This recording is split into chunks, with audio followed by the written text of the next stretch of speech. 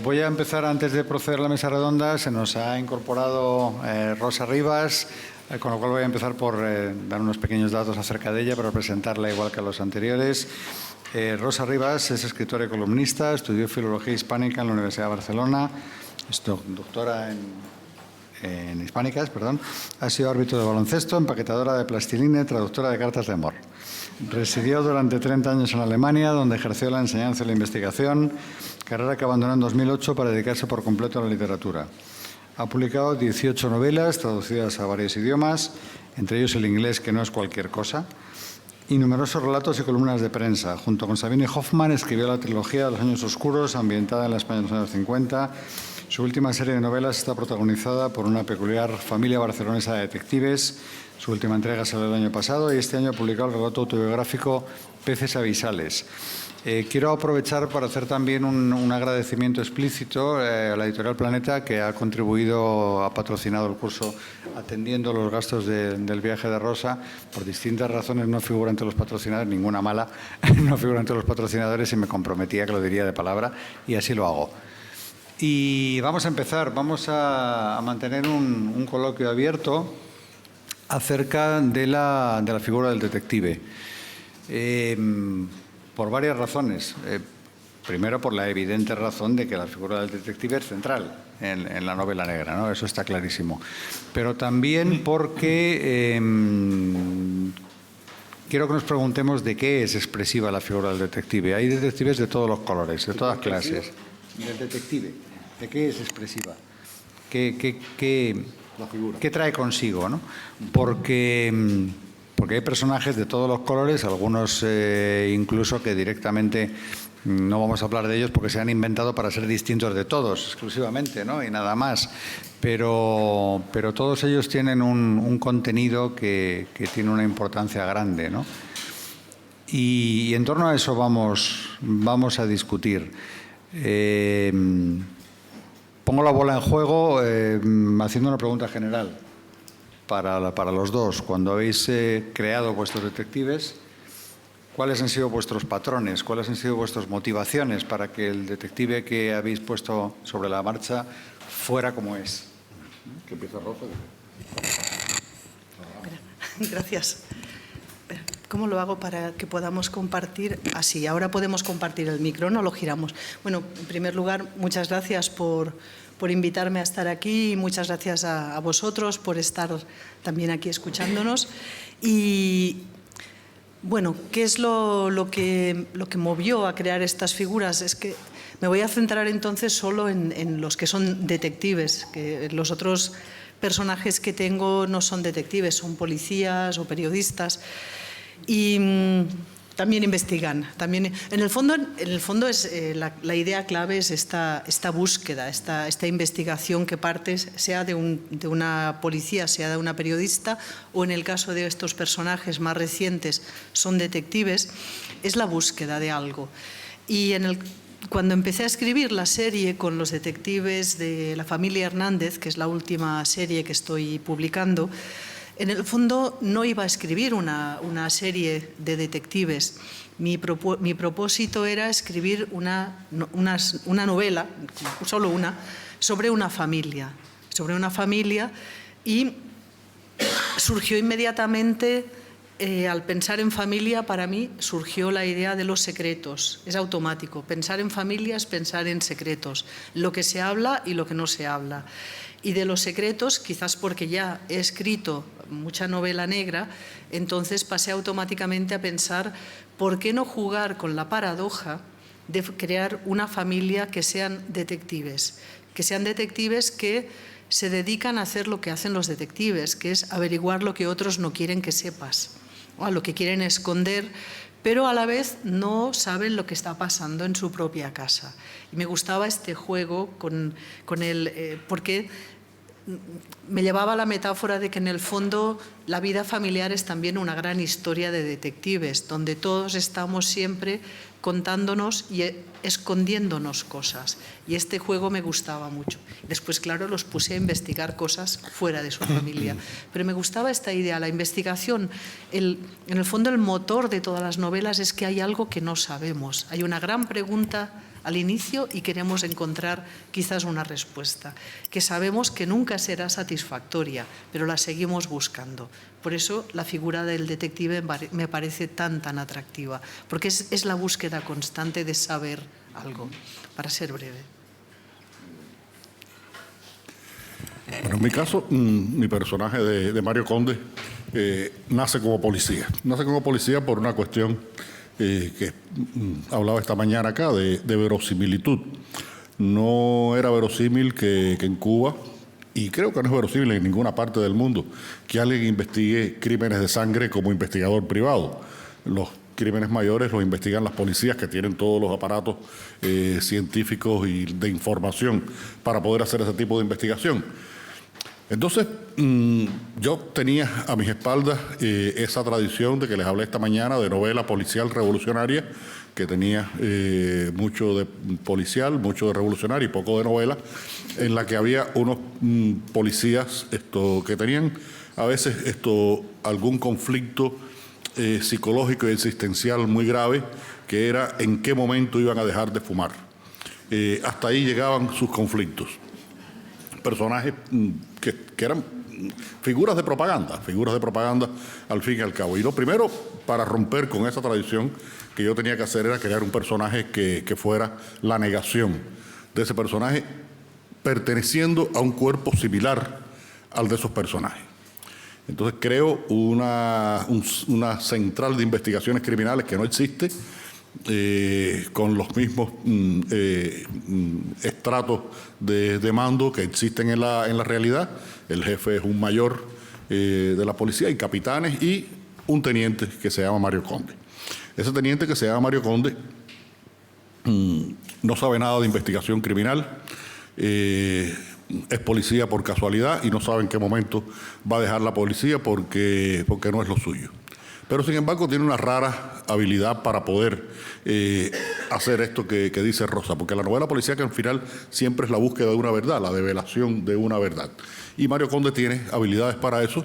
Lo que pasa es que no funciona con información, con datos, funciona con conversaciones, con conocimientos de las personas y con premoniciones. A él le duele debajo de la tetilla cuando tiene una premonición de que va por buen camino.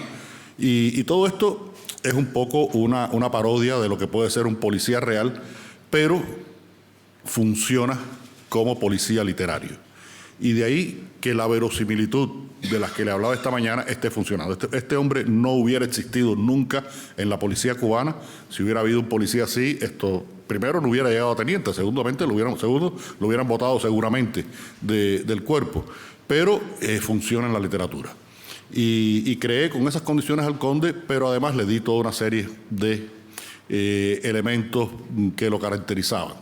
Primero, es un hombre de mi generación, con una formación y unas experiencias generacionales similares a las mías. Mi generación es muy homogénea en Cuba, con gustos literarios muy parecidos a los míos, vive en un barrio muy parecido al mío, tiene debilidad por los perros, es muy amigo de sus amigos, es enamoradizo, fuma y no va a dejar de fumar, tiene más afición al alcohol que yo, y sobre todo tenía que ser, y esa era la gran responsabilidad de Conde, mis ojos en esa novela.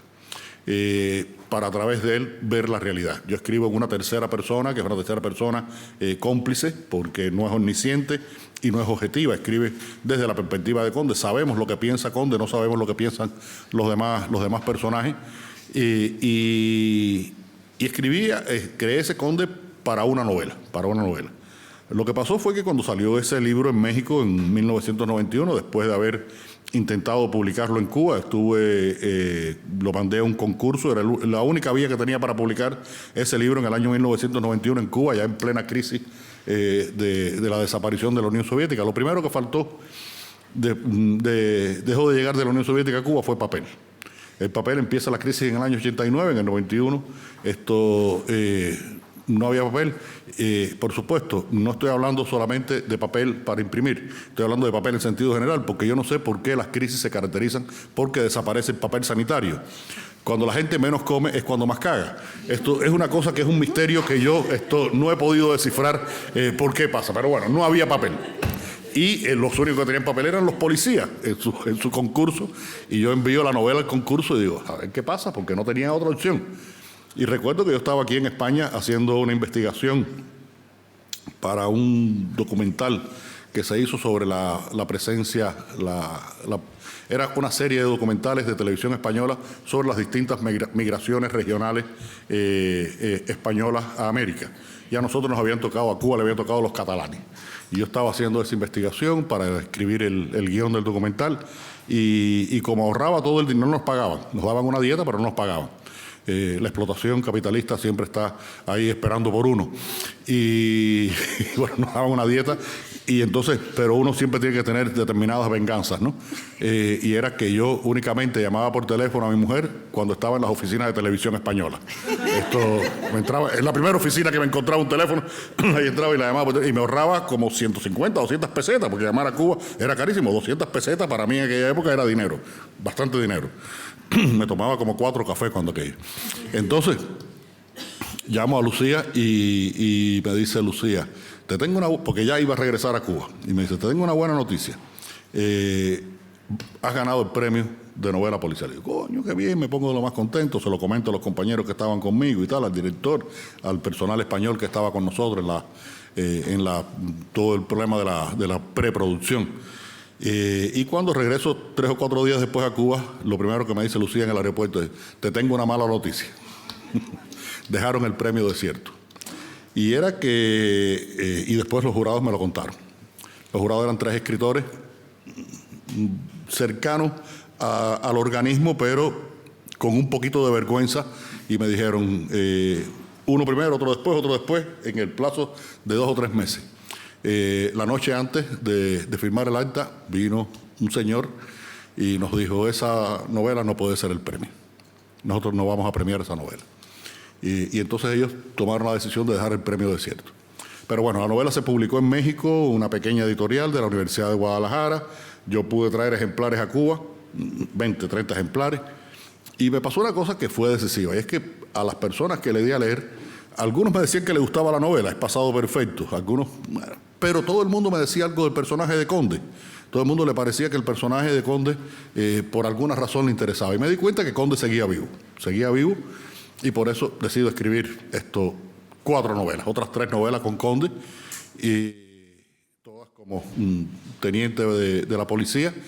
Pero ya en la 4ª me doy cuenta de que yo había puesto a Conde a hacer un trabajo que no tenía absolutamente nada que ver con él, y él me pidió encarecidamente que lo sacara de la policía. Lo saco al final de Paisaje de Otoño, y ya cuando aparece en Adiós Hemingway es comprador y vendedor de libros de segunda mano, que hace investigaciones que le pide su antiguo compañero de trabajo, que ya ha ascendido en el rango, y entonces eso me obliga a inventarle motivaciones para que Conde pueda hacer investigaciones. Por ejemplo, en Adiós Hemingway era un muerto que no le importaba a nadie. Se había muerto hacía 40 años, aparece ahí en la finca Vigía unos restos de un cadáver. En La transparencia del tiempo es un amigo de él que le han robado una virgen y le dice, coño, Conde, ayúdame a buscar mi virgencita, que esa es mi santo, es mi madre, mi patrona. Y Conde empieza a buscar y así, siempre le voy buscando alguna motivación para que pueda hacer investigaciones que se van complicando después en el transcurso del libro. Y bueno, en esa historia andamos hace ya 34 años en esas historias con Mario Conde. Gracias. Voy a enganchar por el tema de la verosimilitud, que se ha planteado ya esta mañana y que me parece muy interesante, porque en realidad en la novela Policíaca y Negra los personajes, si nos paramos a pensarlo haciendo de abogado del diablo, de verosímil tienen poco. O sea, empezando por Sherlock Holmes, que dices, ¿a quién se cree a Sherlock Holmes, no? Pero en general ocurre que la mayoría de ellos pues o bien hacen cosas que no son normales en el sentido de su carácter, o bien les pasan cosas que no les pasarían. Yo recuerdo una novela que leí, no voy a decir el autor, que el protagonista se ponía muy chulo con la Gestapo. Y en mi cabeza me sonaba la cabeza, y entonces sacó una pistola, pero un tiro, lo mataron. Y se acabó la novela en el capítulo 1. Porque eso hubiera sido lo realmente veraz, ya que no verosímil, ¿no? ¿Pero alguna de Philip Kerr? Quizá. No, porque es que a mí siempre me ha llamado la atención hasta dónde Philip Kerr lleva esa tensión entre sí, ¿cómo se llama el cuerpo del Bueno, entre la policía y Bernie Gunther, ¿no? Sí, pero el cuerpo ese de Bernie Gunther tiene la cripo, ¿no? La cripo. Entre la cripo y en el momento del ascenso de Hitler, a mí siempre me ha parecido, me da un poco de miedo con el pobre, ¿no? No, y como y va sobreviviendo novela tras novela. Sí. Pero poniéndose y las últimas ya pasan después de la Segunda Guerra Mundial. Sí, le pasa de todo. Sí, pero ya hay novelas que están ya después de la Segunda Guerra Mundial. Sí. Pues esa cuestión, ¿no? O sea, realmente la verosimilitud aquí, ¿de dónde se saca? Porque eso ya estamos ya entrando un poco en técnica, ¿no? O sea, ¿cómo hacemos para que estas personas que se saltan la normativa vigente en el sentido de que realmente tenía que haber llevado al juez antes que ellos, pero el juez literariamente molesta, con lo cual no viene? Entonces llega directamente el policía y demás. ¿Cómo salvamos la verosimilitud? No, yo creo que al final la novela policial es un juego literario. Es un juego literario que se utiliza algo que, bueno, hay novelas que están hechas de acuerdo a los protocolos de las investigaciones. Hay novelas que sí, estos son muy cercanas a esos protocolos por la forma en que trabajan y tal. Y sobre todo, a mí hay una cosa que me gusta mucho, que son las historias de policía en que se ve no solamente la parte de la investigación criminal, sino que se ve la parte del trabajo policial, que es, por ejemplo, el precinto 18, el de Ed McBain, que de alguna forma es el que se crea en The Wire, en la serie The Wire, que es lo mejor que ha habido en serie, y que son unos personajes súper interesantes. Porque la vida de los policías, ese tipo de policía debe ser bien interesante, con independencia de que las investigaciones después... Es que la realidad, Carlos, la realidad no es dramática, la realidad ocurren las cosas una detrás de otra, porque ocurren cronológicamente. Cuando uno intenta llevar esa realidad a la literatura, es una convención, porque tienes que darle una forma dramática que no es la forma que tuvo, porque si no, no hay quien se lo meta. Esto y ahí ya hay una creación y están, bueno, los caracteres de estos personajes, los investigadores, los policías, los detectives, lo que sea, que funcionan dentro de esa convención. Al final, todo lo importante de esto es, como comenzó diciendo Rosa, develar un secreto, conocer una verdad, profundizar en una realidad, y la literatura se parece a la vida, pero no es la vida o no puede ser la vida.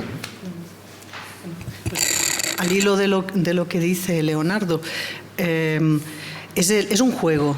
Y cuando el lector abre el libro sabe que va a entrar en ese juego. Yo se lo decía esta mañana a ellos, que había un código que era muy importante. Es que yo les voy a contar a ellos una mentira como si fuera verdad. Y ellos la van a leer sabiendo que es mentira, pero la van a leer como si fuera verdad. Porque es un juego limpio. Claro, porque si jugamos limpio, sí, hay que jugar limpio, pero es un juego.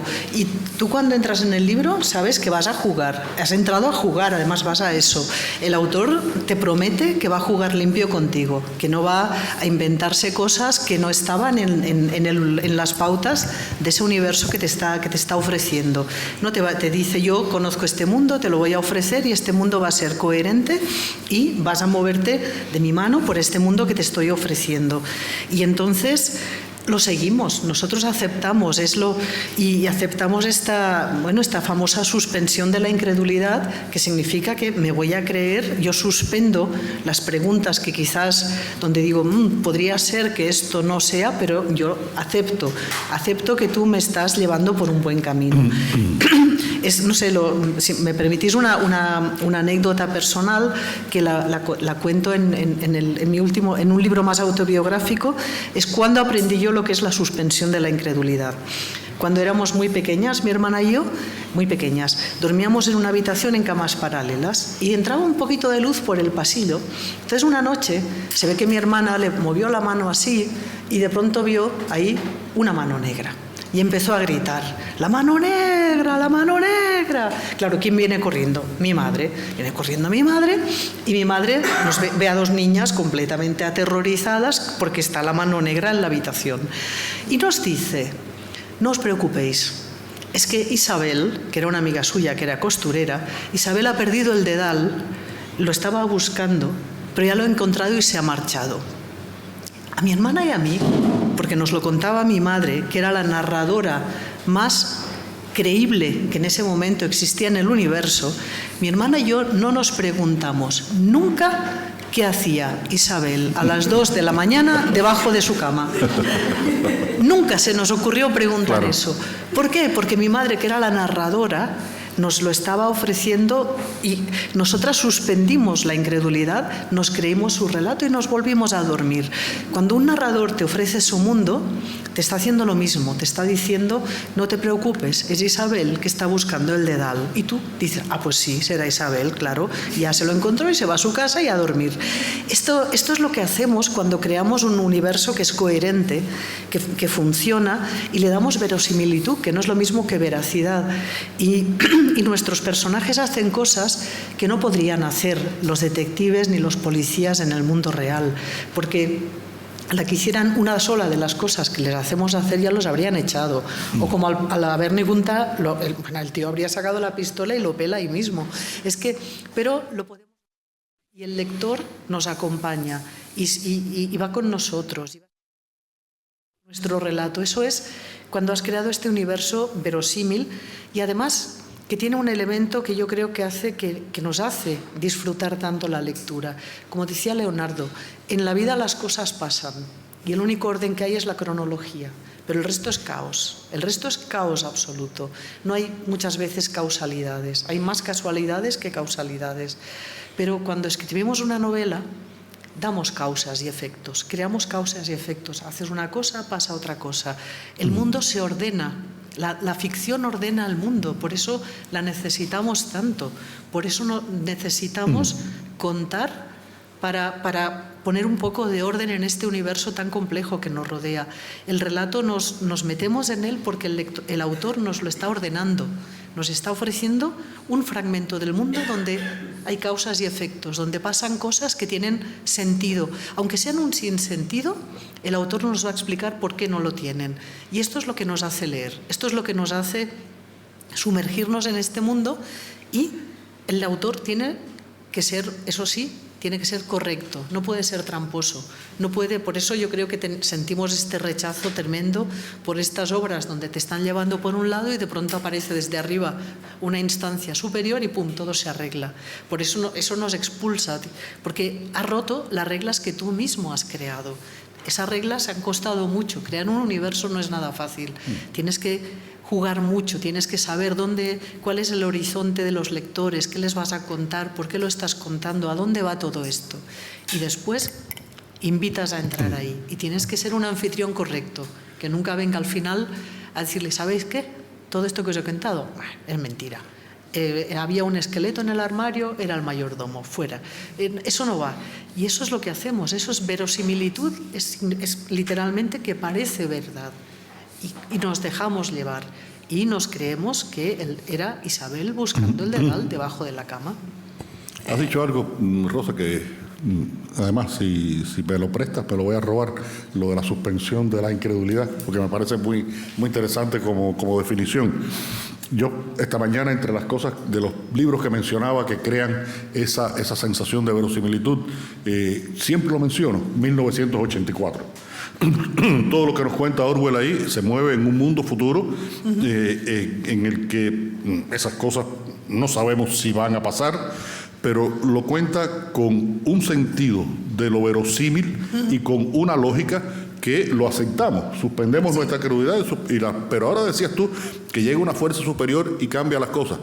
lo creemos cuando son los mitos griegos. Sí. Porque entramos en ese mundo en el que claro, eso es creíble. es que ahí eso es verosímil. eso es posible. Entonces, claro, pero si te lo dice ahora que viene Pedro Sánchez y te va a arreglar el problema, tú dices, eso no me joda.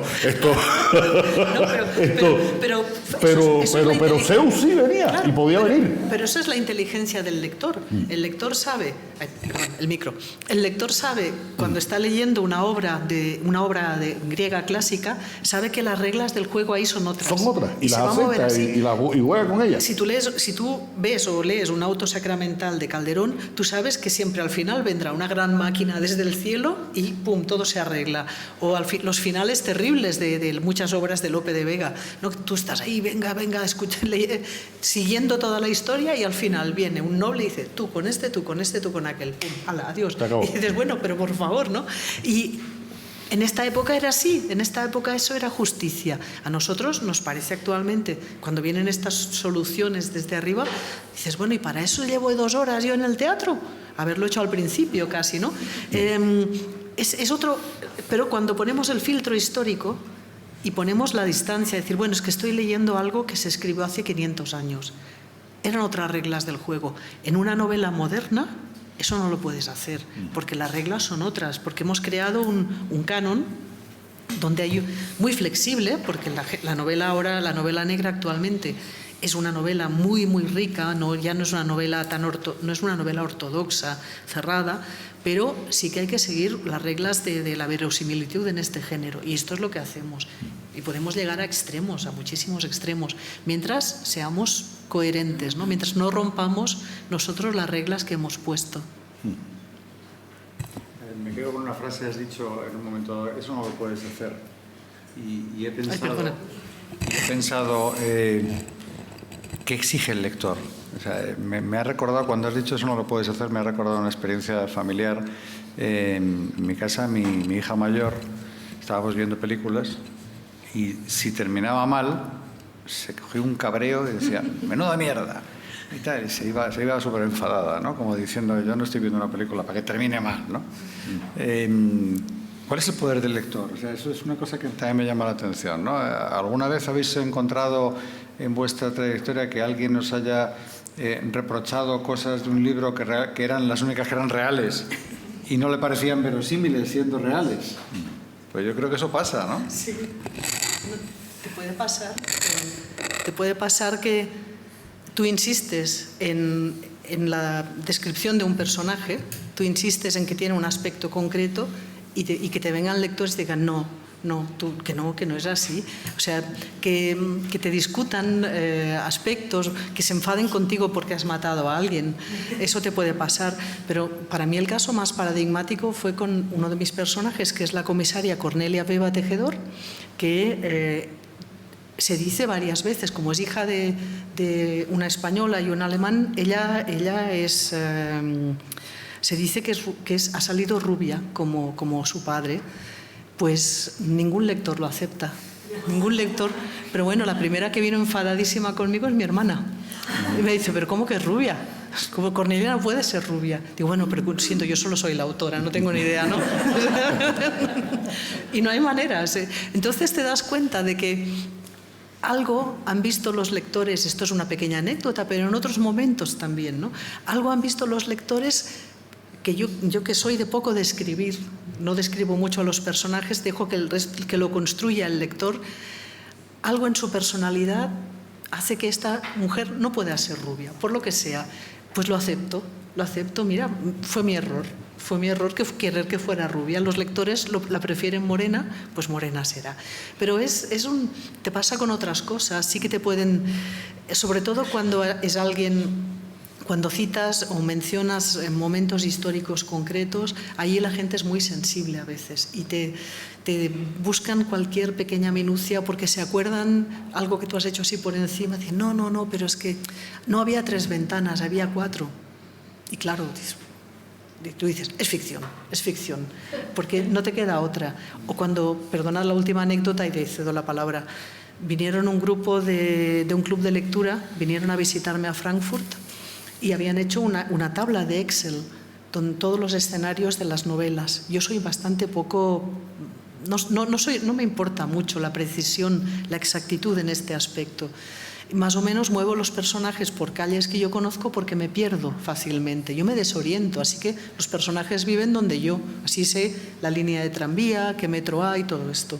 Se me presentan después de haber buscado todos los escenarios y me dicen, bueno, estamos en esta plaza, ¿no? Friedberger Platz. ¿Dónde vive Cornelia? Porque la habían geolocalizado. Yo pensé, es que no tengo ni idea, pero ni idea, eso es por aquí, ¿no? Entonces, en ese apuro, dije, en ese bloque. Y me mira una señora y me dice, no, pero ahí falta un piso. Digo, ficción. El jardín es muy pequeño, ficción. O sea, lo sabían mejor que yo. Porque a mí esos detalles no me importan. Solo me importa que sea un bloque, que haya un jardín, y ya está. El resto no es tan importante, el resto lo imaginas tú. Y este apego a la realidad a veces puede ser más bien un obstáculo, ¿no? La realidad no puede estar, como diría yo, no puede estropearte nunca la historia. Eso por lo menos yo trabajo así. No, Rosa, has dicho algo que es bien importante, que es esa identificación que pueden llegar a tener los lectores con los personajes, que es una de las cosas más bonitas que nos pasan, porque que esos lectores te rectifiquen a ti misma dónde vivía tu personaje, y eso quiere decir que ellos han interiorizado la existencia de esos personajes. A mí me pasa mucho, sobre todo en Cuba, que la gente ha asumido que Conde es una persona, no un personaje, y me preguntan que cuándo se va a casar Conde, si se va a casar con Tamara o no, por fin con Tamara. Me preguntan a veces hasta por el perro de Conde, oye, Basura, el perro de Conde, y eso demuestra esa identificación. Y con respecto a la autenticidad de todos los datos que uno coloca, cuando escribo novela histórica, yo sí tengo un gran respeto por la historia, por los procesos históricos. No soy capaz de alterar un proceso histórico para que me funcione dramáticamente. Por supuesto que tengo que mover acontecimientos, y a veces hay acontecimientos que me complican la existencia. En El hombre que amaba a los perros hubo un momento en que a mí me hacía falta que la hija de Trotsky, que se suicida en Alemania, se suicidara antes de que pasara otra cosa, y la escribí así, y después me dije, no, déjame volver atrás y poner el suicidio en el momento cronológico en que ocurrió, porque si no esto me va a crear un problema con los trotskistas, que son unos lectores del carajo. Entonces pero ahora esta mañana este señor me dice que cómo voy a poner que en un periódico El País del domingo viene el resultado del final de la Eurocopa, que la Eurocopa siempre se juega los domingos. Y hay un personaje como Polvo en el Viento que llega al Retiro con el periódico El Domingo y lee el resultado de la Eurocopa del 2004 entre Grecia y Portugal. Eurocopa que yo vi en Portugal con mi editor portugués, y he visto cómo se desintegra un portugués. He visto cómo se integra un portugués, porque desde que Grecia mete el gol y van pasando los minutos, y los portugueses que habían ganado antes de jugar el partido, porque aquello había sido una fiesta, y como aquel portugués se iba desintegrando como un bacalao, como el bacallao, se iba haciendo. Se iba desmigajando. El bacallao ese que se hace. Se desmigajaba ante tus ojos, ¿no? Pero bueno, en la novela yo necesitaba que fuera domingo, porque es el día que no trabaja mi personaje, y quería poner ese dato, que fue un dato que a mí me fue muy... Entonces uno tiene que tener mucho cuidado, porque los lectores ven lo que uno no se imagina. Los lectores ven lo que uno no se imagina, y ya yo lo decía hoy, que la inteligencia de los lectores hay que respetarla. Los lectores no son tontos. Por ahí había un señor que me decía, bueno, hay algunos que sí son tontos. Digo, sí, claro, gilipollas hay donde quiera. Incluso gilipollas que leen libros. Pero el lector, por lo general, es inteligente, y uno tiene que tener cuidado con los lectores.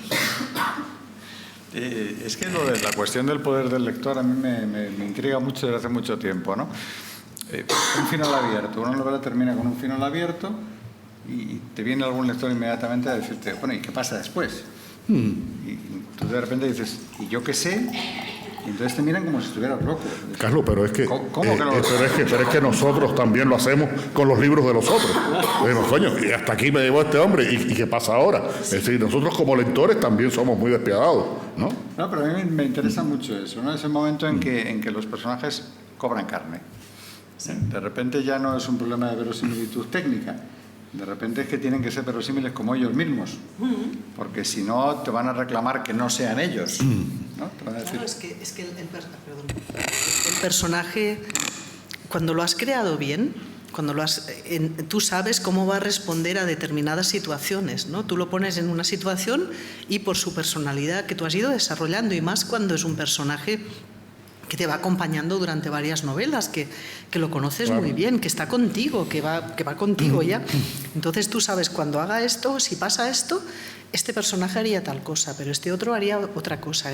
Cada uno tendrá su forma de moverse, de pensar. Y a veces es el juego que planteas. De pronto un personaje va a hacer algo que no es coherente consigo mismo, porque tampoco las personas somos siempre tan coherentes.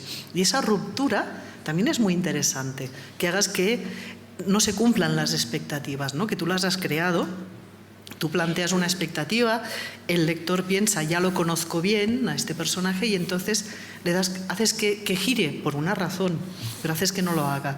Y es esa, cuando consigues que el lector haga así, ¿no? Y diga, ¿por qué ha hecho esto? Eso significa que lo tenía también muy interiorizado, que lo conocía, ¿no? Que lo sentía como un personaje, ya no como un personaje, sino como una persona. Y a eso aspiras. Cuando creas personajes, tú quieres que tus lectores lo sientan como personas. Y es precioso cuando te preguntan cosas personales. Eso, que si se va a casar, que eso es algo que me fascinaba. Con las series, la gente, pues claro, tú le ofreces una investigación, y la investigación se resuelve. No se resuelve, pero la vida personal del personaje no se resuelve. Sus conflictos van de una novela a otra, aquí se resuelve algo, pero dejas esto abierto. Entonces que te escriban lectores y te pregunten, oye, pero ¿el marido de Cornelia va a volver de Australia?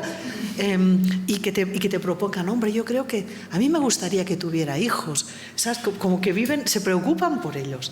Cuando los lectores se preocupan por tu personaje, porque esté bien, porque le vaya bien la vida, es uno de los momentos, yo diría, más grandes como autora. Esa sensación de que has creado algo, has creado a alguien que ya está viviendo, y que, a ver si nos planteamos cuánto sabemos de la gente que nos rodea realmente. ¿Cuánto sabemos de los personajes literarios? Sabemos más. Muchas veces los conocemos mejor que a muchos conocidos y vecinos. Los sentimos tan próximos como a conocidos y vecinos, y a veces son tan reales o tienen el mismo grado de realidad, por ejemplo, que personas que hayan fallecido. Porque las personas, cuando ya no están, ¿en qué se convierten? En relatos, en lo que contamos de ellas. Con lo cual el personaje tiene la misma entidad. Entonces vivimos rodeados de estos personajes que nos acompañan. Y eso creo que es uno de los grandes momentos cuando piensas que has creado algo que alguien siente como vivo. No, ya un poco hemos dicho eso sobre los personajes, ese tránsito de la literatura a la realidad y cómo funciona. A mí me pasó, por ejemplo, con Conde, que hay un momento en que digo, bueno, este cabrón no puede seguir viviendo con Tamara sin casarse.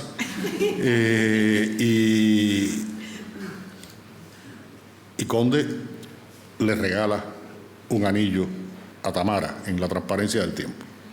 Y después me acordé lo que dice Chandler, que los buenos detectives privados nunca se casan. Y entonces, bueno, ¿y cómo coño ahora que Conde?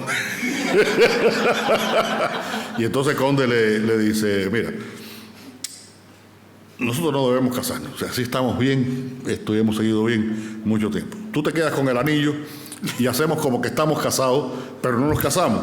Y entonces, y Tamara, que le sigue siempre la corriente a Conde, está bien, sí, ya vamos. Porque, bueno, es lo que dice Rosa, que a veces los personajes, porque nosotros mismos hacemos cosas que rompen nuestras lógicas, y a veces tenemos que decir que sí a cosas que profundamente creemos que no, pero por una condición, una coyuntura, una persona, un compromiso, tenemos que decir que sí. Y va en contra de todas las lógicas, pero es así en la vida. Y por supuesto que con los personajes también puede ocurrir.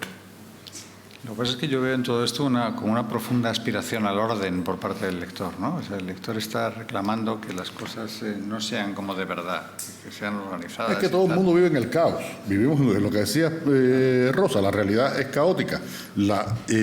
Cuando la llevamos a la literatura la organizamos de alguna manera, y cuando el lector entra en ese orden, pues de alguna manera exige que se respete ese orden, ¿no?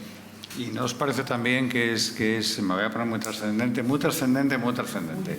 ¿No os parece también que es el supremo ejemplo de esto es la negación de la muerte, ¿no? O sea, tú decides cargarte a tu personaje y entonces hay una insurrección. Dice, no, eso sí que no, eso ya pasa en la vida real, ¿no? O sea, ni se te ocurra lo que le pasó con Conan Doyle, ¿no? Él tuvo que inventar una resurrección de Sherlock Holmes porque la gente no estaba dispuesta a aceptar que se muriera su héroe, ¿no? O sea, aquí ya estamos entrando para mí en lo que es la esencia de la literatura, ¿no? Es decir, o sea, el para qué. No, mira, cuando Mankell decide que va a terminar con Wallander y se revela que tiene Alzheimer y que va a perder la mente y que va a terminar en un asilo ahí babeando, es el momento en que también se descubre que él tiene cáncer. Y entonces dice, bueno, esto no lo voy a matar, pero lo voy a sacar de circulación, y lo saca de esa manera que es bastante cruel, bastante cruel. Yo casi hubiera preferido que se hubiera matado en un accidente y no de esa forma. Pero sí, yo creo que nos negamos. Es que, Carlos, todas las acciones de la vida son una negación de la muerte. Y la muerte es lo inevitable, es lo que no vamos a poder evitar. Y si tenemos un espacio en el que somos capaces de vencer a la muerte, pues nos interesa estar en ese espacio. Y la literatura puede permitir eso, ¿no? Sí, porque además, incluso aunque el personaje muera, tú puedes volver a leerlo. Y entonces lo revives otra vez. Tú cada vez que vuelves a leer esa novela, el personaje está vivo, está haciendo cosas.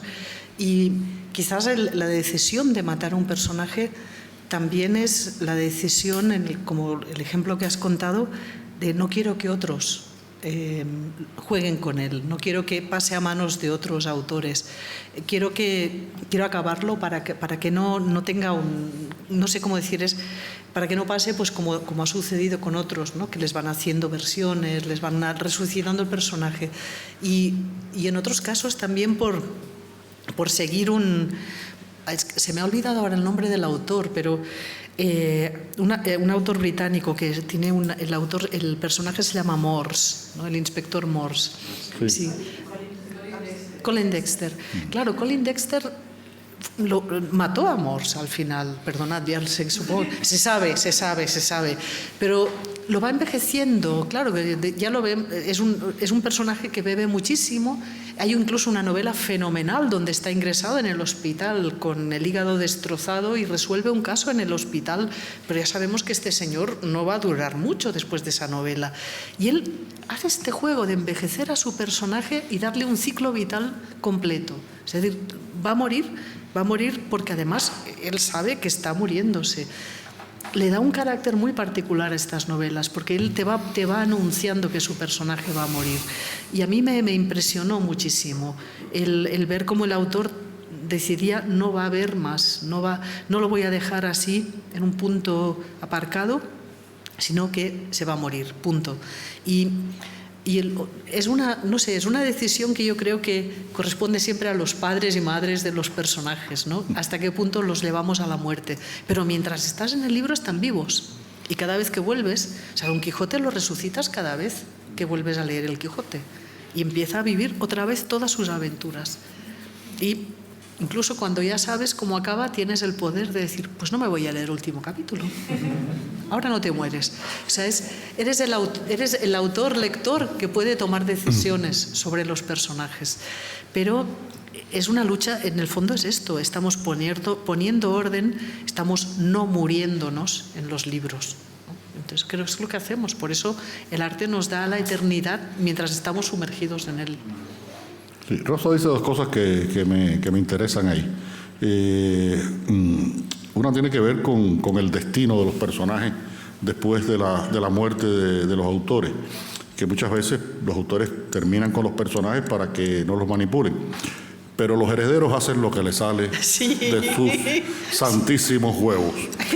Y hay una serie del joven Wallander, una serie de televisión del joven Wallander, que es cuando Wallander entra en la policía, mucho más joven que el Wallander que aparece en las películas que protagoniza el inglés. Es verdad. ¿Cómo se llama? Kenneth Branagh. Las de Kenneth Branagh, que son excelentes películas, que es la serie esta que se hizo, y hay otra serie alemana. Y entonces, bueno, los herederos son del carajo. Y lo otro es esto del envejecimiento de los personajes. En mi caso, Mario Conde va envejeciendo conmigo. Y para mí es muy importante porque me ayuda a reflexionar sobre mi propio proceso de envejecimiento, mi propio proceso de ir avanzando por la vida en años que ya van siendo unos cuantos. Y por eso creo que es bueno que los personajes, por ejemplo, Marlowe siempre tiene la misma edad más o menos. Cuando se casa, ya al final, en el primer capítulo de la novela que no terminó Chandler, que después la termina otro escritor que se llama Poodle Spring, se casa con Linda Loring. Finalmente se casa el personaje de Marlowe. Y decía esta mañana que Carballo no se nos dice que esté más viejo, lo que sí parece es que está más cínico, más desencantado, más escéptico en las últimas novelas, Milenio, El Premio y Sabotaje Olímpico, ahí que son las últimas que recuerdo de él. Y bueno, pero con Conde yo tengo esa posibilidad de hacer ese recuento un poco desde la vida de Conde, de lo que va haciendo mi vida en muchos aspectos que tienen que ver con el proceso físico y con el proceso mental también que ocurre, ¿no? Por supuesto, en cualquier momento podéis interrumpir y preguntar cualquier cosa, porque los temas que van saliendo no se pasen. No tenemos para hablar 2 horas. Ustedes han puesto 2 horas y es demasiado. Siempre podemos tomar un café, eso no es problema. Lo que decía, podéis interrumpir cuando queráis. Voy a aprovechar la circunstancia. Pues venga. Y me ha surgido la curiosidad de esto que se habla de revivir, de los herederos que reviven a personajes, a veces no tan bien. Yo creo que en el caso de Moss, por ejemplo, hay esta serie que hicieron después, está fantástica. Es buenísima, Es muy buena y recupera muy bien el personaje. ¿Qué os gustaría que pasara con vuestros detectives? O sea, ¿os habéis planteado si os importaría muchísimo que reviviese un heredero? Después de muerto, a mí me da igual. Yo lo que no quiero es morirme. Lo demás me da lo mismo. Comprensible, sí. A mí me pasó una cosa muy bonita con una de las protagonistas de la serie de los años 50, con Ana Martí, que en un artículo en La Vanguardia, claro, esto pasa entre el 52 y el 59, y escribió el periodista, dice: yo me puedo imaginar en este momento a Ana Martí como decana de los periodistas de Barcelona haciendo el pregón de la Mercè. Y me pareció tan bonito imaginarme el futuro de que alguien, que no era yo, se había imaginado el futuro del personaje. Y claro, ya sería una señora muy mayor, una periodista muy veterana, y haciendo el pregón de las fiestas. Pensé, qué bonito que alguien le haya imaginado su futuro, ¿no? Pero por lo demás, pues no sé, tengo que pensar en desheredar a todos mis sobrinos, por si acaso. De todos modos, hay un juego literario que yo creo que sí es legítimo, ¿no? O sea, yo también me parece a mí también me parece que cosas como la que ha hecho Banville resucitando a Marlowe son espantosas. O sea, yo creo que eso no se puede hacer, ¿no? Pero sí está el juego literario del personaje que interviene en un juego ajeno. Estoy pensando, por ejemplo, en una novela de Alfonso Mateo Sagasta en la que aparece una jovencísima Milady de Winter que va a ser luego Milady de Winter, ¿no? ¿Qué opináis de ese tipo de juegos, ¿no? El que de repente aparezca un personaje de otro en una novela tuya, pero no porque tú robes el personaje, sino porque se integre en la ficción, porque participe. Creo que esto... Estoy dando ideas para las próximas novelas. Espero que luego se acuerden de que fui yo. Sí. Ya lo pondremos en el contexto. Te heredo a los sobrinos y la parte que te toque es tuya, ¿no? No te preocupes. Me acuerdo, además hay testigos. Bueno, creo que esto funciona más, es más fácil con personajes que son... que son como con unas características a veces muy básicas. O sea, Milady de Winter es un personaje que aparece dibujada con unos trazos muy característicos y tiene el rol, es la mala, malísima y todos conocemos. Claro, entonces es un personaje que nos quedamos con ganas de más. Entonces da mucho juego imaginarte cómo sería. O todos los pastiches que se hacen, por ejemplo, con Sherlock Holmes, meterlo en novelas, porque tampoco es un personaje muy desarrollado psicológicamente, pero tiene unos rasgos tan característicos que es muy fácil que lo cojas y lo puedas meter, sobre todo lo más superficial. Tampoco es un personaje muy profundo, ¿no? Entonces, bueno, pues es muy fácil poner a Sherlock Holmes en otra novela, meterlo en una máquina del tiempo. Puedes imaginarte a Sherlock hasta con marcianos, si quieres, porque es fácil de transportar ese personaje. Cuanto más complejo sea el personaje, más difícil es que lo metas en otro lugar, porque lo simplificas. Entonces ya falta la mano y el conocimiento que tiene el autor de ese personaje. Pero con algunos personajes así, pues sí, claro, Milady de Winter se merecía mucho más. Sí, por supuesto, claro. No, Marlowe es uno que tiene mala suerte para eso. Sí. La última película que se hizo, la que trabaja Liam Neeson, que se llama Marlowe precisamente, es la peor película sobre Marlowe. Entonces, yo digo, si vas a hacer una película con un detective privado de los años 40, 50, no recuerdo ahora exactamente en qué momento transcurre la historia, no necesitas llamarlo Marlowe, aunque eso te garantice tener una cierta parte de la publicidad adelantada, pero solo eso, no más que eso, porque no estás haciendo ningún favor al personaje. Además, hay 3 o 4 Marlowes que son espectaculares, porque está el de Humphrey Bogart, del Sueño Eterno, está el de Robert Mitchum, por hablar en el cine, estoy hablando ahora en el cine, no en la literatura, el de Robert Mitchum y el que fue marido de Barbra Streisand, Elliot Gould, ¿no? Elliot Gould, sí. Y bueno, y hay otros. Y en la literatura lo mismo, cuando Soriano lo coge para Triste, Solitario y Final, lo que hace es jugar con el personaje, no reproducir al personaje, que yo creo que eso, cuando es un buen personaje, no tiene sentido. Yo no sé, que pongan a otra persona a escribir el personaje mío de Conde, creo que nunca lo van a poder escribir como lo escribo yo, porque es que está tan metido dentro de mí, que ni mi mujer Lucía, que por cierto, Lucía y yo empezamos nuestra relación en el año 78, imagínense ustedes, y esto de conocer a las personas, con el caso de ella, es muy revelador, porque cuando ella y yo tenemos alguna discusión, ella se encabrona, me dice, y tú a mí no me conoces. Entonces, eso demuestra lo difícil que es conocer a otra persona. Sí.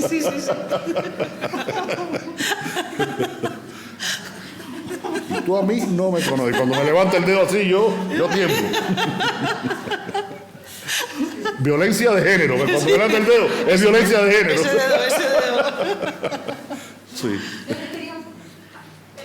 La diferencia, por ejemplo, entre vosotros, tú llevas 35 años con Mario Conde, y tú, ¿en qué momento decidís? Estoy visualizando, yo qué sé, a Cornelia comiéndose los mancheguitos ahí en el Frankfurt, que me encanta me identifico con ella plenamente, y luego están los Hernández, que son muchos, tienen problemas mentales casi todos, por no decir todos, es muy complicado. No tiene nada que ver los Hernández con Cornelia, por ejemplo. ¿En qué momento decidís los que sí que cambias de personaje, hasta aquí empiezo con otro. ¿O cómo se determina? Sí, bueno, Iba a decir la inspiración. No es la inspiración, es más bien cada personaje tiene una trayectoria, ¿no? Tiene como una línea vital en las novelas. Entonces, por ejemplo, con Cornelia iban a ser 5 novelas, porque sabía dónde quería que quedara al final. Después, por avatares editoriales, pues al final se quedó en 4. Pero había una novela más que estaba incluso pensada, tengo un cuaderno con las notas, pero no voy a poder hacer, porque bueno, son otros grupos editoriales, pero hasta ahí, porque lo que no querría nunca es que personajes a los que les tengo tanto afecto también y que me han acompañado durante mucho tiempo. Nunca querría escribirlos cuando noto que ya está, que su trayectoria terminó, que ya, por ejemplo, con la trilogía de los años oscuros, estaba muy clara la curva. Además, yo nunca he pensado escribir series. Yo escribí una novela con Cornelia porque quería hablar también sobre lo que era la emigración en Alemania y me pareció ideal usar la novela negra como vehículo. Y después me encuentro con un personaje que me gusta mucho y digo, pues voy a seguir porque este personaje tiene mucha historia todavía. Con Ana Martí fue lo mismo. Iba a ser solo una novela, que era Don de Lenguas, pero cuando terminas la novela dices, pero si tiene 20 y pocos años, esta mujer es que está justo empezando, ¿no? Y pensamos 3, para llevarla hasta un punto, que no voy a desvelar, un punto personal en el que dices, este es un punto interesante para dejar el personaje. Que en la editorial querían más, pero no lo hicimos. Por eso la última pasa en noviembre del 59, porque dijimos que cubrimos el arco de los 50. Así que para seguir solo podíamos hacer el especial Navidad en diciembre. Así que no puede continuar. Y ahí se queda. Y es maravilloso que los lectores te digan, no hay más, de verdad que no hay más. Dices, ¿ves? El personaje estaba todavía vivo, tenía energía. Y con los Hernández, bueno, como habréis visto, espero que, no sé si el librero ha quitado la faja, porque yo dije primero una novela, después me animé y pensé, bueno, es que esta familia tiene tantos secretos que yo tengo que seguir con ellos. Entonces dije, bueno, pues trilogía. Y por eso en el libro 3 pone la novela que culmina la trilogía.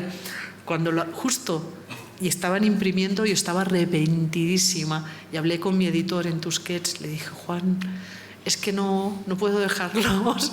Y claro, él encantadísimo, pero yo pensé, es que habéis puesto en la faja que culmina la trilogía. Dice, no importa, quien dice trilogía dice tetralogía. Y digo, mira, pero ahora no digáis nada más.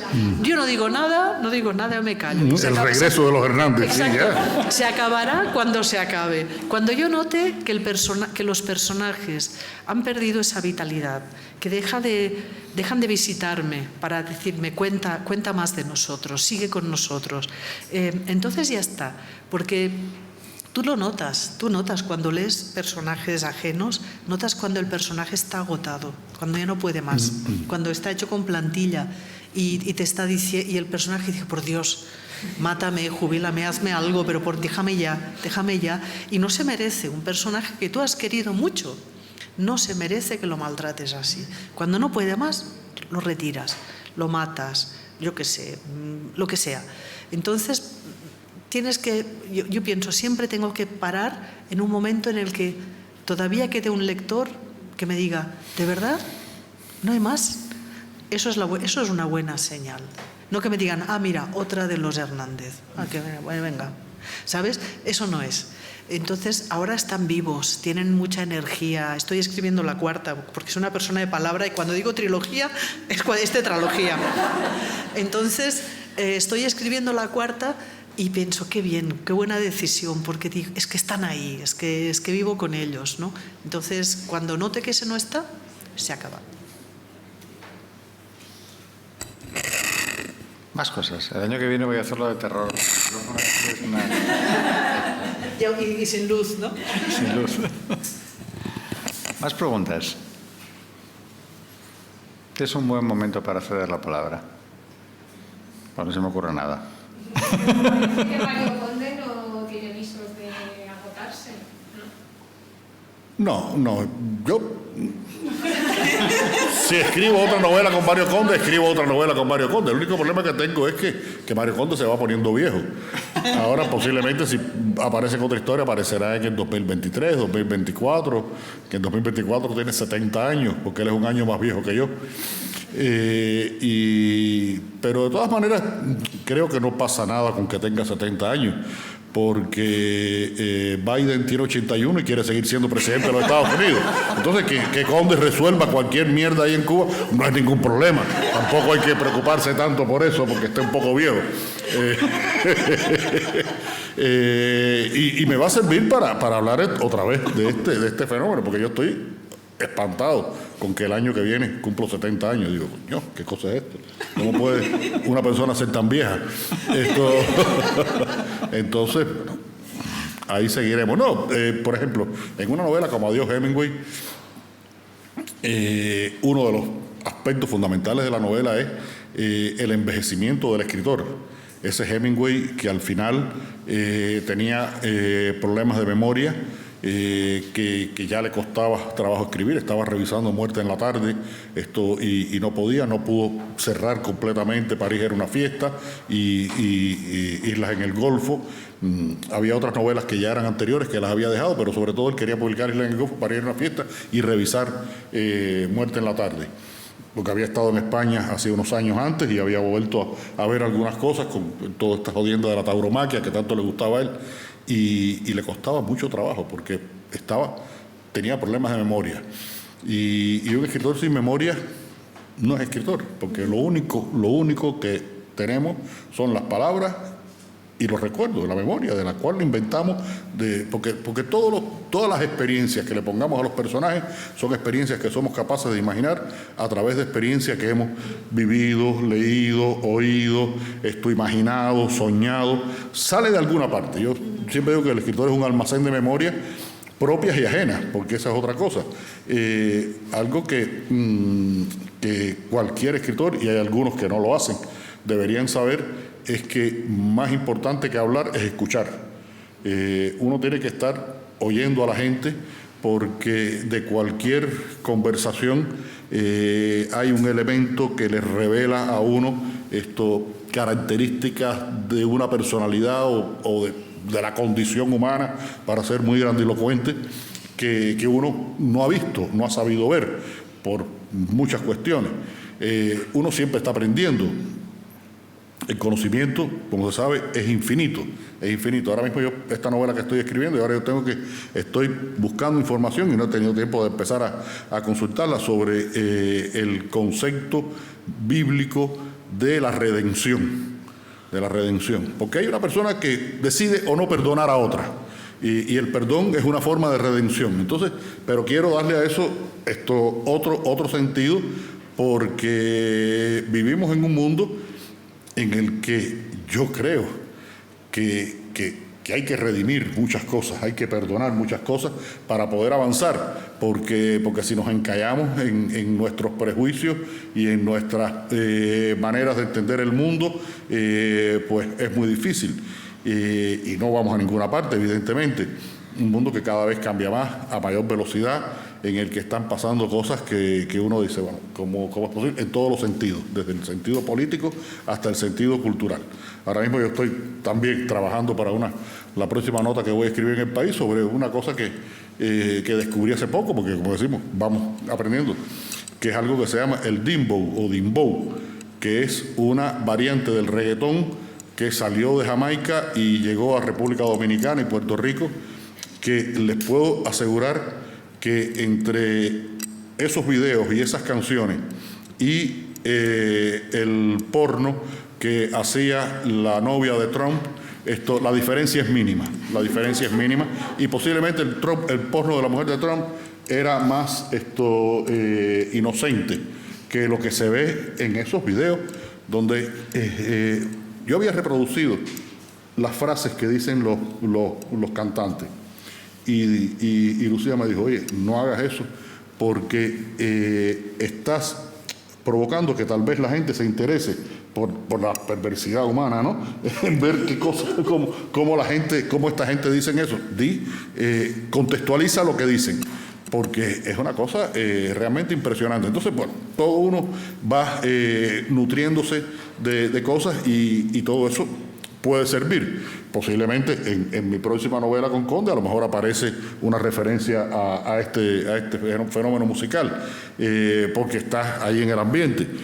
Y así, pero bueno, yo sí no voy a cambiar a Conde. Yo escribo novelas sin Conde y novelas con Conde, pero las de Conde seguirán siendo las de Conde, eso sí, porque además me resulta muy cercano para mirar mi realidad desde mi perspectiva. Con otros personajes tengo que subirla, bajarla, moverla, ubicarla, pero con Conde yo siempre digo que Conde ve la realidad desde a la altura de los ojos de un hombre en una esquina de un barrio de La Habana.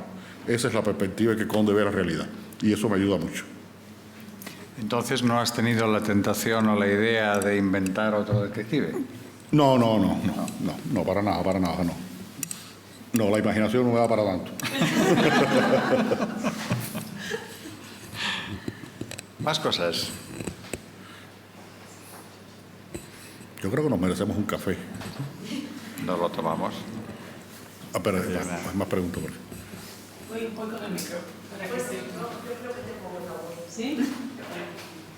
Estaba hablándome de una entrevista que hicieron a Eduardo Mendoza en un momento determinado, en donde Eduardo Mendoza comentaba, hablando de su última novela, no era novela negra, pero él decía que el protagonista nunca puede ser una persona verdaderamente buena. Tiene que tener defectos, tiene que ser éticamente, en muchas ocasiones, contrario a la ética del momento, tiene que tener remordimientos, tiene que ser un hijo de su madre en determinados momentos y sin embargo en otros momentos muy bondadoso, porque si no, no implicaba al lector. Que los lectores no nos gustan los personajes que son tan buenos, digamos, a lo largo de la acción. Creo que realmente vuestros detectives o detectivas, no sé si está la palabra detectivas, pero bueno, vuestros detectives son así en el fondo. Es decir, que no siempre actúan con esa, digamos, con esa bondad y nos gusta en el fondo que sean tan malos y nos implican. Pero vosotros lo hacéis intencionadamente o solo por revelar una realidad humana que está... Bueno, creo que has dado tú misma la respuesta cuando has dicho que los hacemos humanos. O sea, si fueran un dechado de virtudes y bondad, no serían humanos, serían unos seres sobrenaturales o unas caricaturas incluso, porque eso no existe. Los personajes nos interesan porque también nos muestran que los humanos somos así, somos capaces de lo más grande y de lo más infame. Cualquier ser humano. Que no existen los buenos ni los malos, quizás, porque todos podemos llegar a hacer cosas en determinadas circunstancias. Y esto es lo que los hace humanos. Y esta incoherencia aparente, en el fondo, es lo que les da la humanidad. El personaje interesante es el que sentimos como más realista, justamente por sus propias contradicciones, porque no siempre actúa bien, porque hace cosas que nos parecen reprobables. Y el juego interesante es ver hasta dónde el lector acompaña al personaje. Y esto me encanta, por ejemplo, cuando hay lectores de la serie de los detectives que no son muy ortodoxos y hacen cosas que están más que en la frontera, ya directamente al otro lado de lo que es legal y correcto. Y los lectores empatizan con un personaje, lo acompañan a hacer cosas a veces muy bestias, muy malvadas, si tú quieres, si lo vieras desde fuera. Y hay un momento en el que a veces te dicen, aquí de pronto paré y pensé, oye, esto no está bien. Y yo le pregunto siempre, ¿hasta dónde llegaste? ¿Cuándo te diste cuenta de que eso no estaba bien? Porque tú ibas de la mano, estabas dentro de la cabeza, mirabas a través de los ojos de este personaje y realmente querías que hiciera eso. Tú estabas a favor de eso y tú sabes, lo sabes, que lo que está haciendo no es correcto. Pero eso también te lleva a ti, como lectora, sobre el papel. No olvidemos que el libro siempre es un artefacto que cuando lo cierras, pueden estar contando de la barbaridad que tú quieras, pero cuando lo cierras, ahí se queda, ¿no? Pero bueno, tú en el libro estabas llegando a tus límites también, ¿no? Y los que llegan hasta el final y dicen, bien hecho, hombre, había que cargárselo, no sé qué. Oye, ahí has llevado tus anhelos de venganza, pongamos, los has vivido con este personaje. Era moralmente reprobable, pero lo has disfrutado. No, pues esto también es la lectura y estos personajes tienen que hacer esto y a veces llevarnos a nuestro lado oscuro como embajadores de nuestro lado oscuro para que podamos disfrutarlo también, ¿no? Pero cuando cierras el libro vuelves a ser buena persona.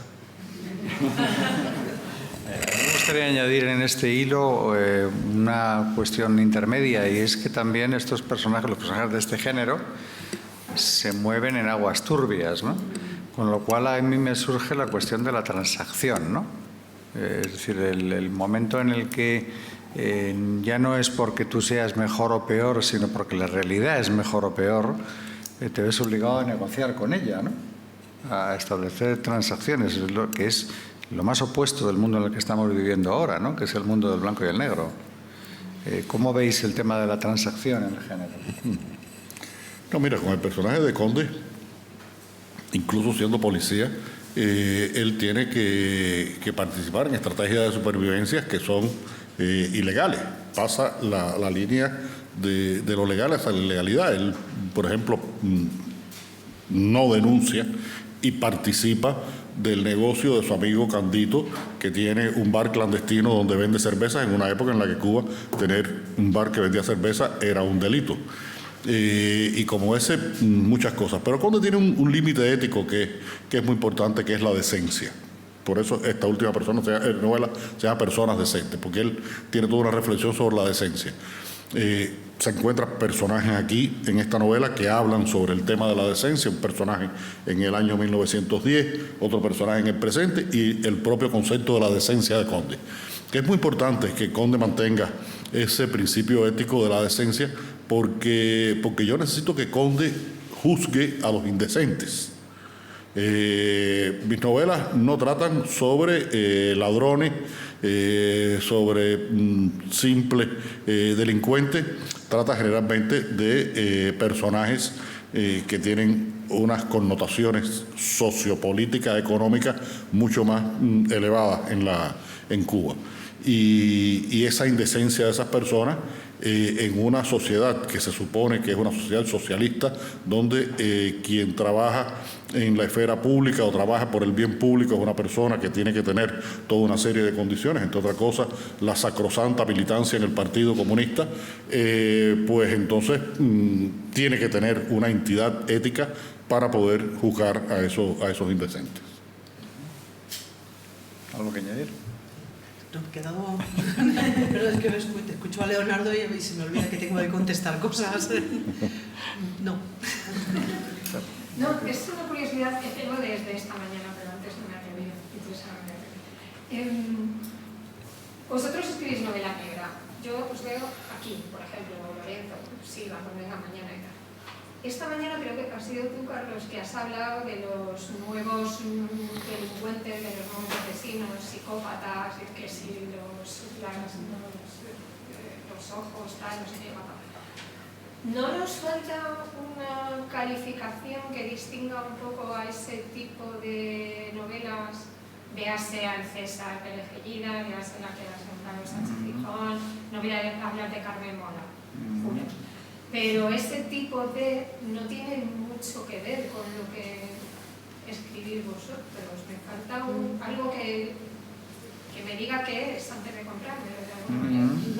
Pero claro, es que el problema de las clasificaciones es que tienen un peligro, que son muy reduccionistas, ¿no? Entonces, claro, si inventamos la categoría novela con psicópata, o novela cruel, o no. Claro, entonces cada vez hacemos cajoncitos más pequeños y creo que venimos justamente remando contra digamos, el estigma que ha tenido este género durante muchos años de género menor. Y entonces creo que salir de esto y hablar de novelas, de que escribimos novelas, que hacemos literatura, que hay una estética detrás de lo que estamos escribiendo, por lo menos yo creo que hay una estética detrás, una ambición estética, una ambición poética detrás de lo que escribimos, que hay una razón para escoger este género, que es algo que cuando hablamos del género negro muchas veces lo reducimos tanto al tema de argumento que se nos olvida todo el trabajo poético que hay detrás y se nos olvida también que la elección del género tampoco es casual, que hay algo que nos ha llevado a escoger un género que nos ofrece unos instrumentos para hablar de determinados aspectos. Y otra que creo que Leonardo ha dejado también muy patente, que estamos ahí nosotros, que no es un género ajeno al autor, como a veces parece, que no es nuestra vida quizás, nosotros no vamos por ahí investigando cosas, pero hemos escogido la figura del investigador para hacer unas preguntas y movernos por un mundo concreto y por una razón. O sea, todo eso está ahí. Pero como en toda literatura hay muchas variaciones y hay literatura con una aspiración más literaria, o hay novelas con una aspiración más literaria y hay novelas más piscineras, por decirlo de alguna manera, ¿no? Para pasar el rato, para el aeropuerto, cuando todos, también a veces tú quieres ver una gran película y a veces quieres una serie que te entretenga. No todos los días necesitas lo mismo, ¿no? Y eso, bueno, pues es un gran menú del que tú vas tomando lo que... Pero claro, viniendo de un género que está luchando mucho para ser considerado literariamente, académicamente, por su calidad, por la calidad intrínseca del texto, claro, cuanto más categorizamos, más volvemos otra vez digamos, a los cajoncitos, ¿no? Y volvemos, es como si fuéramos para atrás, pero entiendo que te puedas encontrar, porque a mí, por ejemplo, me desagradan mucho este tipo de novelas y me desagrada no me interesa la figura del psicópata directamente, porque no me está contando nada que me interese especialmente, una anomalía que hay en la sociedad no me interesa, me interesa pues lo que pasa a mi alrededor y no me interesa tampoco este crecimiento cada vez mayor del nivel de crueldad para ganar la atención del lector, porque me parece gratuito, me parece que sí, es una morbosidad y te cuentan que si le voy a sacar los ojos con no sé qué, a mí no, es que no me interesa, es que me aburre. Entonces, bueno, pero hay gente que lo disfruta, se lo pasan en grande, bueno, pues hay su público, pero ¿cómo etiquetarlo? Pues sería difícil. Bueno, las portadas ayudan mucho, ¿eh? Ayudan mucho. Creo que leer la portada, cuando la leemos bien, nos está diciendo mucho. Ya cuando vas viendo los colores, todo, ya te está avisando de cuidado con esto, ¿no? Si no quieres ver cómo hacen no sé qué barbaridad, no lo abras. Entonces, pero sí, yo creo que mejor no categorizar tanto. Ay, perdón, cuanto más cortes las preguntas, más me enrollo, ¿eh? Bueno, hay una antes atrás. No, aquí, pero está el primero. Sí. Yo no quería hacer ninguna pregunta, simplemente quería daros las gracias porque nos habéis hecho adictos a una serie de personajes y además tenemos nosotros la suerte de poder disfrutar de todos esos personajes y esas tramas. Y sobre todo, leí hace poco que Galdós hizo un prólogo sobre La Regenta y decía que qué suerte aquellos que no la han leído todavía porque van a empezar a leerla y van a disfrutarla. Como tenemos nosotros los lectores una suerte, y es que no hay un libro solamente, hay uno y otro, de Leonardo hasta 9, entonces podemos disfrutar de toda esa lectura y de esos personajes. Y después tampoco quería dejar sin reivindicar a un personaje que a mí me ha llevado desde hace muchos años detrás y es uno de mis personajes predilectos, que es Mende, el personaje de Francisco González. Y entonces contaros que su hija publicó una continuación y se nota que no es el Méndez real. Entonces notaba esa diferencia y creo que a vosotros no os va a poder continuar vuestras sagas nadie, porque nos identificamos de tal manera que cuando leemos a alguien que la ha continuado no es lo mismo, ¿no? Y simplemente daros las gracias. Muchas gracias. Gracias. Muchísimas gracias. Bueno, quería preguntarle a Elena, ¿cuál piensas tú que es la razón para que no haya ocurrido, por ejemplo, con el cine negro lo que ha ocurrido con la novela? Por ejemplo, quiero decirte que se consideran obras maestras, está lleno el cine negro, se ve mal, en fin, mucho que no ha ocurrido, que como hasta ahora se le ha ocurrido, se le considera como un género menor o hasta ahora. ¿Cuál es la razón para que, usando el mismo material, que no olvidar el mismo material? Es que el cine, desde hace mucho tiempo, forma parte de la cultura del espectáculo. El propio Chandler, yo decía hoy que interviene en guiones en películas con Alfred Hitchcock y con Billy Wilder, que son películas clásicas consideradas del cine y del cine negro específicamente, igual que El Halcón Maltés de John Huston. Pero El Halcón Maltés de John Huston cuenta exactamente la misma historia, menos las 10 páginas que se perdieron de la novela. La Academia del Cine fue mucho más abierta, mucho más generosa y mucho más democrática que la Academia de la Literatura, porque en los últimos años es que las universidades se han abierto al espacio de este tipo de literatura, que la consideraron un género menor, pero como mismo había cine B, cine clase B, había literatura clase B. Y estaba en esa revista que yo le decía, hoy estaba Black Max, estaba Hammett, estaba Chandler, pero había 40 escritores más.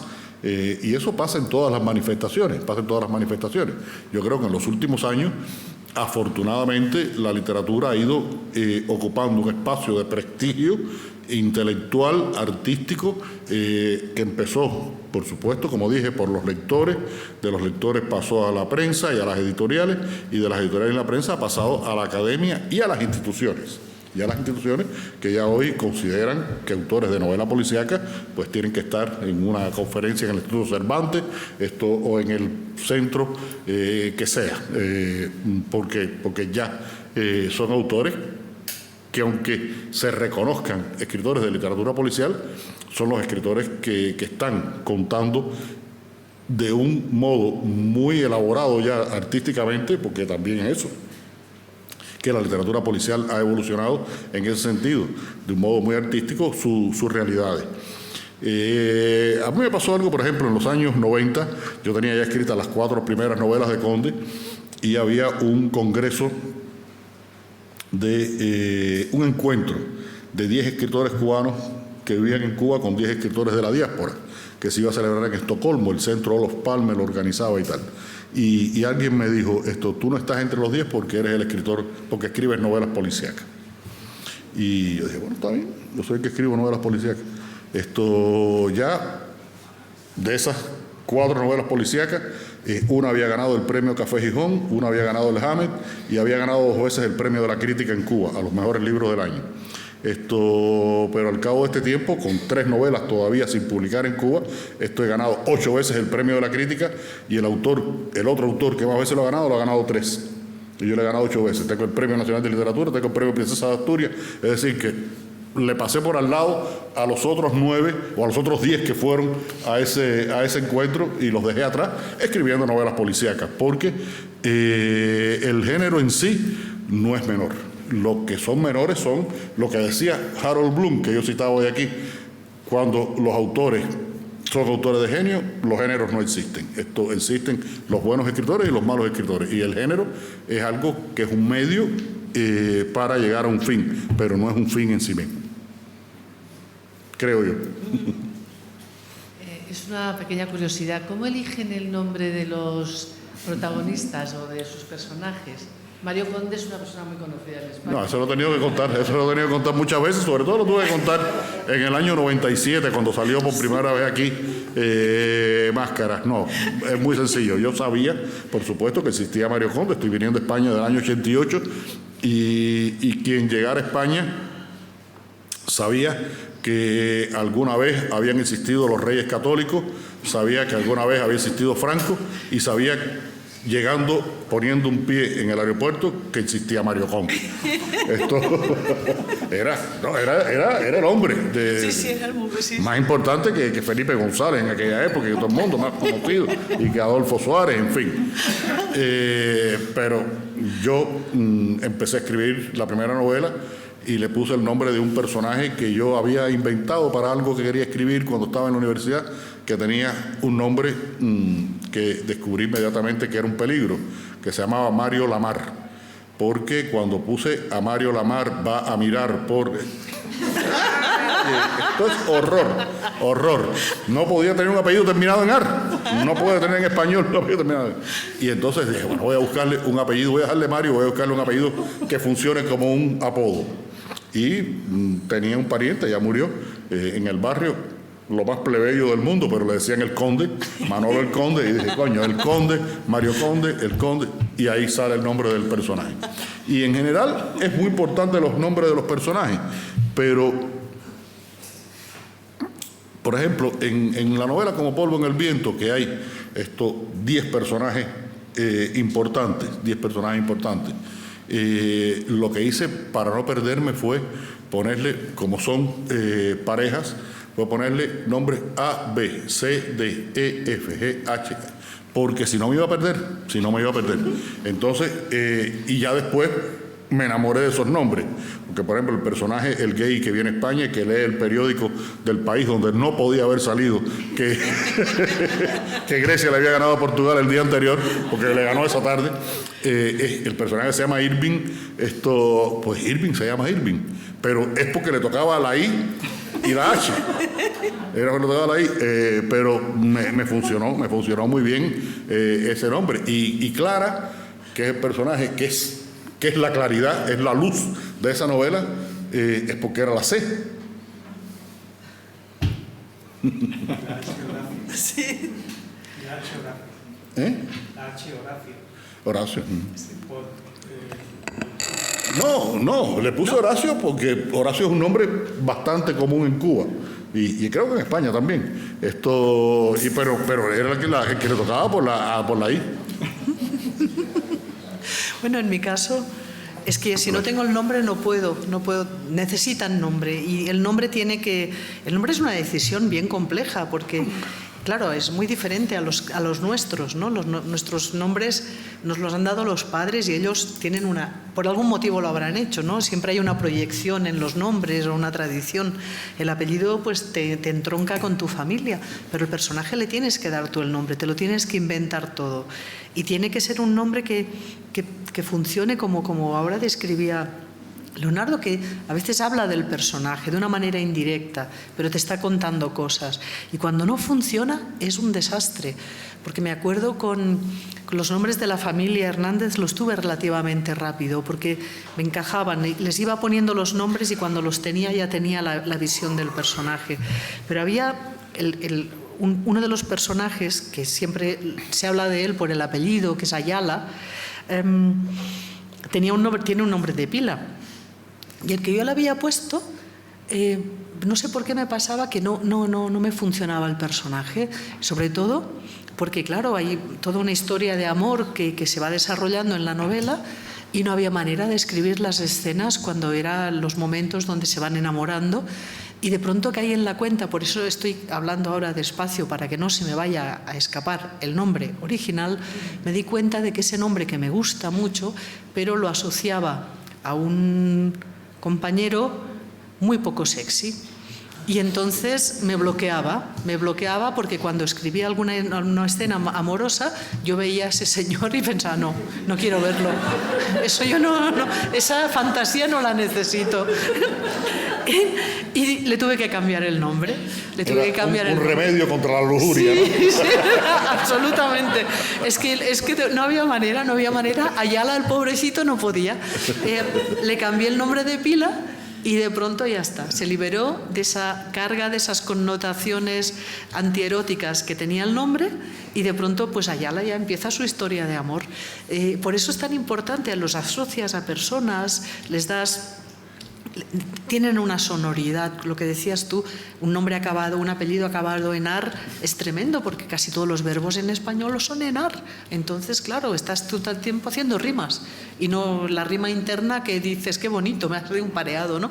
No funciona. Entonces, claro, es muy, muy delicado y tiene que ir con el personaje. Cuando tienes el nombre, que es al final casi, ¡clac!, se encaja cuando es el nombre de verdad, y ya está, ya funciona, ya podemos empezar a movernos por el libro, ¿no? Pero a veces cuesta y también la connotación que pueden tener determinados nombres. Sí.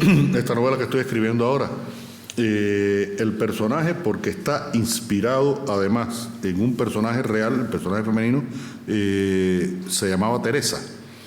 Y esta Teresa le gusta mirarse en los espejos. Y me acordé en un momento que a la Teresa de La insoportable edad del ser le gusta mirarse en los espejos. Y me jodió el nombre de Teresa. Porque Teresa fue una muchacha de la que yo estuve enamorado, se llamaba Teresa, y la reproduzco aquí porque es una historia que viene de la época en que estaban los personajes en los estudios secundarios. Y entonces tuve que buscarme a mi novia de la primaria, le dije, bueno, te tocó el nombre. Y se llama Nora, y descubro, que nunca lo había sabido, que Nora viene del árabe y quiere decir noria. Y este personaje vive en una noria. Estaba esperando por mí el nombre. Es increíble, increíble. Y es así, y es así. Sí. A veces los nombres surgen de casualidades, y el nombre más famoso, se puede decir, de una ciudad, Macondo, era porque García Márquez, cuando pasaba por el tren cuando era pequeño, veía una finca que se llamaba Macondo y le puso ese nombre, y ahora nos creemos que Macondo existe.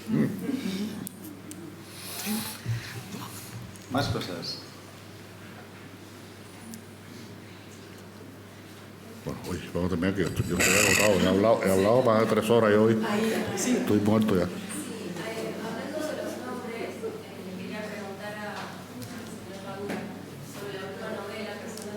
¿Sobre la? La última novela de Personas Decentes, el personaje de José Pérez. Esa redundancia de un nombre tan común. No voy a contar el valor que tiene el personaje para no hacer spoiler, pero tiene un valor simbólico. No, era nada más que la fatalidad de ese hombre llegaba hasta que los padres, que eran los dos de apellido Pérez, es decir, que él iba a ser Pérez Pérez, y en el mundo iberoamericano hay muchos Pérez Pérez, se iba a llamar Pérez Pérez, le pusieran de contra José José. Coño, ¿por qué los padres tienen que hacer esas cosas a los hijos? No, porque sí, porque hay niñas que se llaman Petronila, cosas así, que tú dices, ¿cómo es posible que le pongan ese nombre a esa niña o a ese niño, no? Entonces, bueno, hay padres que son capaces de que, teniendo los dos mismos apellidos, ponerle el mismo nombre repetido a los hijos. Era simplemente un juego con la fatalidad de ese hombre, que es un hombre fatal. Muy fatal. Bueno, desde el espacio del lector, yo le un valor político. ¿Un valor político? Claro. ¿En qué sentido?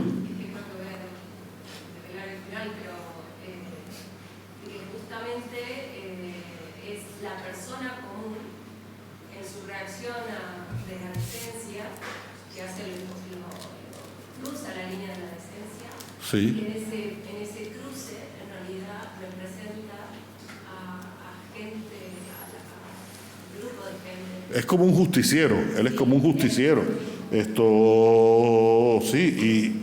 Y no deja de ser una persona decente, a pesar de que pasa los límites de la decencia. No vamos a decir de qué forma lo hace. Pero sí, eso con toda intención, Pero no pensé más en límites éticos lecturas éticas que en lecturas políticas, la verdad. No, en el sentido que cualquier persona de ese contexto, que podría ser él, y hasta dónde llega la opresión y la reacción comprensible a esa opresión. No, es un personaje además que tiene toda una carga en ese sentido ético también, muy importante, porque tiene todo el aprendizaje masónico, que en Cuba es tan importante, en fin, que tiene una serie de características que le dan esa densidad ética, y por eso Conde al final dice, coño, qué pena que haya sido José José, ¿no? Pero bueno. Bien, creo que vamos a poner punto final aquí. La verdad es que la tarde ha sido intensa y creo que bien productiva. Vamos a parar 20 minutos para preparar la mesa de firmas para quienes todavía estabais esperando el momento para que pudieran firmar vuestros ejemplares. Y hacemos ese descanso ahora. Muchísimas gracias a todos. Gracias.